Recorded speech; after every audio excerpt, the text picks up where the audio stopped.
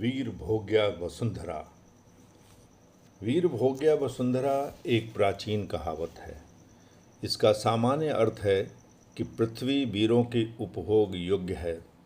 अपने देश के यशस्वी प्रधानमंत्री श्री नरेंद्र मोदी जी ने सैनिकों को संबोधित करते हुए कहा था, जो वीर साहसी होते हैं, समर्थ होते हैं, शूरवीर होते हैं और जो धरती के लिए मर मिटने के लिए आगे बढ़ते हैं, बिना डरे वह धरती का भोग करने के अधिकारी होते हैं।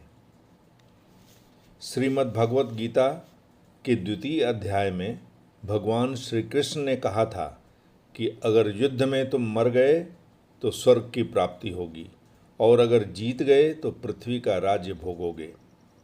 अतः हे कुंती नंदन, तुम युद्ध की तरफ से निश्चिंत हो जाओ।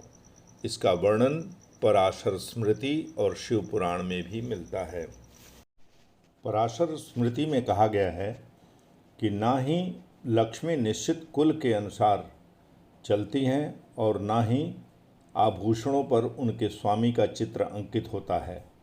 तलवार के दम पर पुरुषार्थ करने वाले ही विजेता होकर इन रत्नों का धारण कर धरती को भोगते हैं।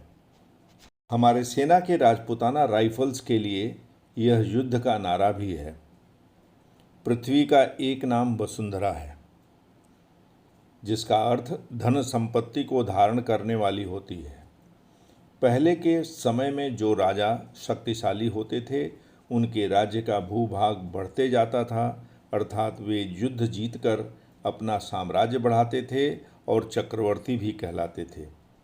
वे सुख भोग कर भी उसका उपभोग करते थे और यशस्वी भी होते थे। आज भी हमारी सेना देश की रक्षा करती है, जिसके बल पर हम निश्चिंत होकर सुख का उपभोग करते हैं। व्यक्तिगत स्तर पर हमें कर्मनिष्ठ होना पड़ता है ताकि हमारे व्यक्तिगत प्रतिष्ठा की रक्षा एवं वृद्धि हो सके।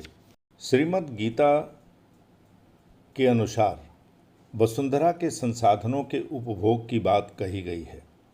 जब ऋग्वेद में पृथ्वी के प्रकृति में सर्वे भवन्तु सुखिनः का संदेश मिलता है, सबको सुखी होने का लक्ष्य भी तभी प्राप्त हो सकता है जब पृथ्वी पर रहने वाले अपने अधिकार के साथ साथ अपनी जिम्मेदारियों के विषय में पूर्ण ताकत, चतुराई और बुद्धि चातुर्य के साथ चिंतन करें। समय है दोहन के साथ साथ संरक्षण के विषय में भी सोचने का। वसुंधरा मनुष्य जाति का निवास स्थान है।